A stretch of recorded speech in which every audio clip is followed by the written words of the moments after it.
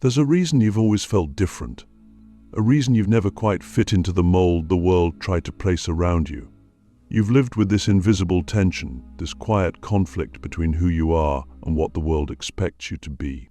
And maybe you've called it anxiety. Maybe you've said you're too sensitive, too intense, too deep. But what if I told you that what you've been carrying isn't a flaw, it's a signature, a soul signature, one that marks you as something the world has always feared, a chosen one. Not in a fairy tale sense, not in the egoic I'm special narrative that's been hijacked by false prophets and shallow influences. I'm talking about the real chosen ones, the ones who signed a spiritual contract long before birth to awaken, to remember, to carry light into the darkest places, and to pay the price for it. That's the part they never tell you, the price. They romanticize the concept of spiritual awakening, of divine purpose, of being called. They never talk about the loneliness, the initiations, the betrayal, the nights when you're on the floor sobbing because your soul knows something your mind can't make sense of. They don't talk about how being chosen means being broken again and again so that your ego shatters and your soul can finally speak. You don't get chosen because you're better. You get chosen because you're willing to burn, willing to lose, willing to see what others refuse to look at, willing to carry a truth that will make people leave you, mock you, fear you, and still, you don't put it down. That's what makes you chosen. Not perfection, not purity, but persistence. From a very early age, you probably sensed that reality wasn't as simple as it looked. You saw through people's masks. You felt things in the room no one else did. You questioned what others blindly followed. And maybe you were punished for it. Maybe they called you rebellious, difficult, too much. But what if those were just symptoms of your deeper knowing? What if the very things you were shamed for were actually your sacred gifts starting to awaken? You weren't imagining it. You weren't delusional. You were remembering something ancient, something buried, something dangerous to the world as it is. Because if you fully awaken to who you are, you become uncontrollable. You stop playing the game. You stop chasing validation. You stop obeying systems that feed off your fear. And that's terrifying, not to you, but to the structures built to suppress you. That's why they fear the chosen ones. Not because we are violent, but because we are free. And a free soul, fully embodied, is like a wildfire to the illusions of this world. That's why you've been targeted. That's why your life has felt harder than most. Not because you're cursed, but because you've been in training. Every heartbreak, every betrayal, every loss, it wasn't punishment. It was preparation. They were stripping away what was false so that what was real could rise. Click subscribe to this channel to get more profound spiritual lesson. But they won't tell you that. Because if you knew, you'd stop playing small. You'd stop apologizing. You'd stop hiding your gifts. So instead, they feed you narratives of unworthiness. They keep you distracted, addicted, numb. Because they know the moment you remember who you are, the old world starts to crumble. You stop being a consumer and become a creator. You stop following and start leading, not from ego, but from essence. And they can't control that. They can't monetize that. They can't predict that. That's why they fear you. That's why they've always feared the chosen. But here's the deeper truth: being chosen isn't just about what you came here to do. It's about what you came here to be. The frequency you carry is what shifts timelines. It's not about becoming a guru or saving the world. It's about embodying the truth so fully that just your presence becomes a portal. That's what they don't want you to realize. You don't have to do anything dramatic. You just have to be you fully, unapologetically, wildly you. And in a world built on lies, that is the most dangerous thing of all. Let me ask you something. Have you ever wondered why your path seems harder than others? Why things fall apart just as they begin to work? Why you feel everything so intensely? what if it's not because you're broken but because you're being recalibrated? What if your nervous system is being rewired to carry a higher voltage of truth? What if your soul is preparing you for a mission that requires you to be unshakable? That's what they won't say, because if they did, you'd start to see your pain as power, your isolation as initiation, your sensitivity as perception, and then you'd rise. You don't rise alone. You give others permission to rise. Your awakening becomes a mirror for those who are still asleep. And that's how the world begins to change, not through force, but through frequency, through one soul at a time remembering the truth. That's what being chosen really means.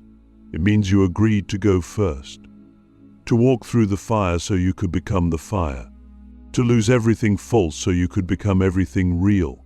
And now you're being called, not by me, not by this video, but by life itself. Will you answer?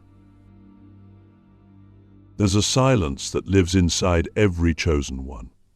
Not the peaceful kind, the heavy kind. The kind that comes from carrying pain so ancient, so unexplainable, that words can't touch it. And this is where the truth gets darker. Because what no one tells you, what they fear to say about chosen ones, is that suffering is part of the blueprint. Not because the universe is cruel, not because you're being punished, but because suffering is the forge. It's the fire that shatters the illusions you were born into. It's the weight that strengthens your spiritual backbone, and it's the storm that breaks your heart open wide enough for your soul to finally come through. Chosen ones suffer because we are born with a deeper sensitivity to the truth. We feel the distortions of this world in our bones. We see the lies in people's eyes. We sense the sadness behind their smiles. And before we know how to protect our field, before we learn how to set boundaries, we absorb everything. The pain of others becomes our own. The chaos of the world bleeds into our nervous systems. And we carry it not knowing that we're carrying what was never ours to begin with. We become emotional sponges, empaths, healers. But no one teaches us how to transmute. So we drown in energies that were meant to awaken us, not destroy us. That's why the early years of a chosen one's life are often marked by trauma, rejection, abandonment, or deep, inexplicable loss. Because the soul must be cracked open to begin its remembering. And pain is the tool that does this. Not because pain is holy, but because pain is undeniable. It brings you to your knees. It silences the ego. It makes you question everything. And in that questioning, that breaking, that falling apart, you begin to awaken, slowly, like a flame returning to a candle that thought it had gone out. But this is the part most people don't survive. Not because they can't, but because they don't understand what's happening.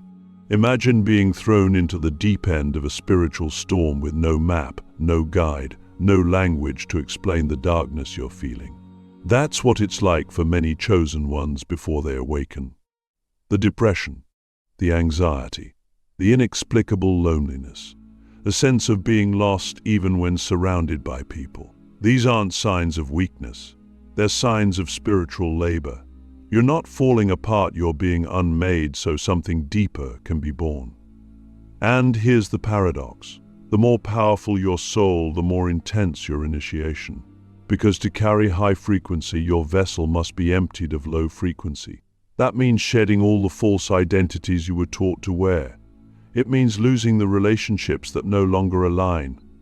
It means walking away from everything that gave you safety but stole your soul. And that's painful.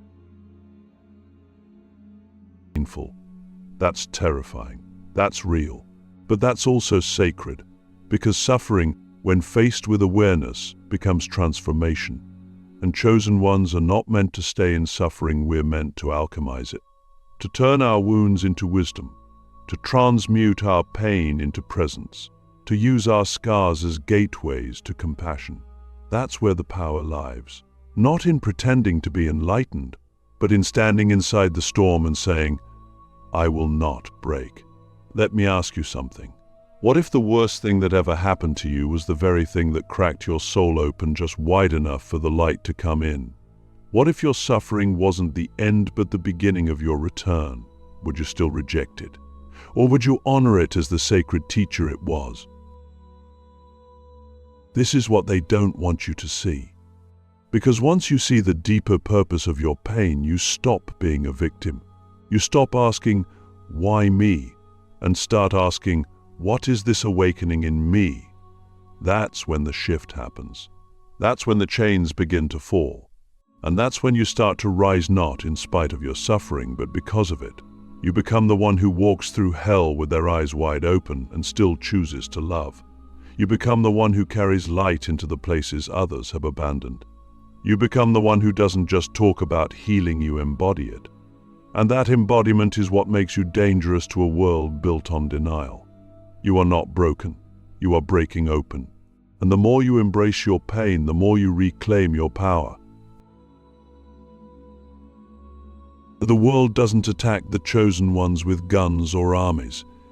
It doesn't need to. It uses something far more subtle, far more effective: conditioning, distraction, shame. This is the silent war. And it's been happening since the moment you opened your eyes in this world. The moment your soul entered your body, a light was born that threatened the structures built on darkness. Not because you were perfect, but because you carried something real in a world built on illusion. That's what they fear. Not your voice, not your rebellion, but your clarity, because clarity is contagious. And when one chosen one remembers who they are, they awaken others. And soon, the house of cards begins to tremble. So what does the world do? It doesn't come at you with force. It seduces you. It offers you comfort over truth, validation over authenticity. It offers you screens to stare into instead of mirrors to reflect your soul. It tells you to be quiet, to be agreeable, to be normal. It tells you not to feel so much, not to dream so big, not to question so deeply. It gives you labels, diagnoses, boxes, and dares you to step outside. And if you do, they call you unstable, arrogant, dangerous. But what they're really saying is uncontrollable. Everything in this modern world is designed to dim your light without you even realizing it. You're taught in school to memorize, not to think. You're taught to compete, not to connect. You're taught to obey, not to question. And so, from a young age, your light is slowly dimmed, not with darkness, but with noise, constant noise. You forget how to hear your own inner voice because the world never stops talking, telling you who to be, what to want, what success looks like, what love should feel like. And if you try to step away from it all, even for a moment, to breathe, to feel, to remember, you're told you're being too sensitive, too dramatic, or worse, unrealistic. But here's what they don't want you to realize. Your light is not just inconvenient to this system, it's incompatible with it. The more awake you become, the more you start seeing the cracks in the matrix. You realize that most people are not living, they're surviving. You see how people chase things that never satisfy, believe ideas that never serve them, and obey rules that were never written for their liberation. And when you point this out, even gently, you become a threat. Not because you're wrong, but because you're awake. This is the silent war. It's not fought with open violence. It's fought through subtle suppression, through mocking the spiritual, through glorifying the artificial, through numbing the collective mind with fear, entertainment, and division. The war is fought in your mind, your attention, your beliefs. And if you lose those, you don't need chains because your prison is internal. That's how they win. They don't destroy chosen ones, they convince them to destroy themselves. How? By making you doubt your own gifts, by surrounding you with people who don't see you, by feeding you with constant comparison until you forget your own truth. One of the most powerful tactics in this war is isolation. Make the chosen ones feel alone. Make them believe no one else sees what they see. Make them question their sanity. And slowly, the light begins to flicker. That's why your journey has felt so lonely. It was never because you weren't lovable. It was because the world couldn't handle your frequency. Let me ask you something. How many times have you dimmed your truth just to be accepted? How many times have you swallowed your voice because you didn't want to make others uncomfortable? What would happen if you stopped doing that, not tomorrow, not next year, but now? What would happen if you let your light burn at full voltage, without apology? Here's the truth. The system cannot stop your awakening, but it can distract you from it. It can delay it. It can make you so tired, so full of self-doubt, so hungry for acceptance that you forget why you came here. That's why awareness is your greatest weapon. Not just spiritual knowledge, but radical awareness of how the world operates. Awareness of how your energy is being used, who you give your time to, what you consume, what you believe, because once you become aware, you become unshakable. You can't be manipulated by illusions you can see through. You can't be enslaved by a world you no longer fear. And the moment you choose to live as who you truly are, fully and without apology, the silent war loses its grip on you. You stop being a pawn and become a player. You stop reacting and start creating. You stop surviving and begin living from a place of power, truth, and deep spiritual clarity. There comes a moment quiet, often unnoticed, when something inside you clicks. Not a loud explosion, not a dramatic awakening, but something deeper, a settling, a remembering, a return. You stop chasing. You stop doubting. You stop apologizing for your intensity, your knowing, your vision. And in that moment, you become something the world has no name for. You become your final form, not a perfected version of yourself, but a fully embodied one. A soul that no longer hides behind fear, wounds, or the need to fit in. A chosen one who has not only awakened, but remembered. When you reach this point, you don't become loud. You become precise. Your energy sharpens. Your presence deepens. You don't need to convince anyone of anything. You don't need to prove your path. You simply walk it unshaken, undeniable, magnetic, because you know who you are. And in a world built on confusion and doubt, that knowing becomes a frequency. One that cuts through noise. One that shifts rooms. One that others feel before you speak. You stop wasting energy trying to belong in places that never saw you. You stop negotiating your truth for temporary comfort. You stop looking for permission to be yourself, because you realize you were never meant to blend in, you were meant to remind. Remind the world of what it forgot. Remind others of their own divinity. Not by preaching, but by being.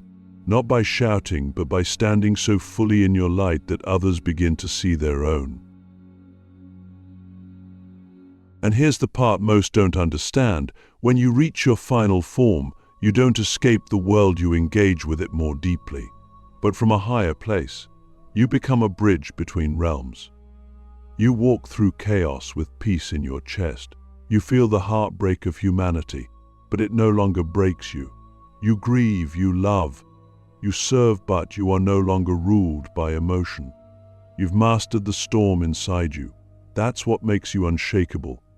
You begin to attract only what resonates with your truth. The fake falls away not because you pushed it, but because it can't survive in your field anymore. You speak differently. You move differently. People sense something in you, even if they don't understand it. That's because you are now living from your soul, not your wounds, not your programming, not your fear. And that kind of soul presence is rare. It's disruptive. It's divine. But don't mistake this for ease. The chosen still face tests, still feel pain, still walk through fire. But the difference is, we no longer resist it. We no longer ask, why is this happening to me? Instead, we ask, what is this refining in me? Because we understand this truth. Every challenge is a sculptor, carving us into vessels that can carry greater light. And the more light you carry, the more responsibility you have, not to save the world, but to become the world you want to see. So I ask you now, what would your life look like if you stopped pretending you were ordinary? What would shift if you fully owned your role as a chosen one, not as a title, but as a responsibility? How would you speak, walk, create, serve, if you remembered that your very existence is a message, that your presence is prophecy, that your life is a living altar? The world doesn't need more noise. It needs more souls who remember who they are. It needs more chosen ones who are willing to embody what they came here to awaken. And that's you. You are not broken. You are not lost. You are not late. You are being forged. And when you finally step into your final form, when you fully remember your light, there's nothing left to fear. Because you've already walked through the darkness and now you are the light. So rise, speak, create, love, lead. Not from ego, but from essence. You are not here to be liked. You are here to be true. And when you live from that place, everything that is meant for you begins to move toward you, because the universe recognizes its own reflection. You are the reminder. You are the storm and the stillness. You are the prophecy. And now you are awake.